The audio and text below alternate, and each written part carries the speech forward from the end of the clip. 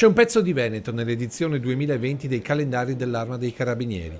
La presentazione in contemporanea a Roma e in tutti i comandi provinciali d'Italia di questa pubblicazione, destinata ad arricchire, come le precedenti, le raccolte di collezionisti ed appassionati. Particolari le illustrazioni di Mimmo Paladino, le cui opere sono stabili al Metropolitan di New York.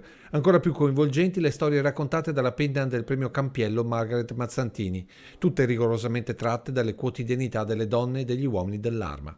E tra queste spicca Il piccolo ladro di Pennarelli, una storia dei carabinieri di Spinea che, pagando di tasca propria il maltolto al negoziante, hanno recuperato il bambino dimostrandogli che un'altra vita è possibile. Racconta ancora una volta la generosità dei nostri carabinieri e la vicinanza a quelle che sono anche le persone più deboli della nostra società, come per esempio anche i giovani alla cui formazione l'Arma dei Carabinieri tiene tantissimo. Ora quel bambino primeggia a scuola e da grande, manco a dirlo, farà il carabiniere. Ma non è l'unico pezzo di Veneto raccontato dall'Arma. Ecco una delle immagini del calendario da tavolo che sarà distribuito in tutta Italia e siamo a San Parisio, nel cuore di Treviso.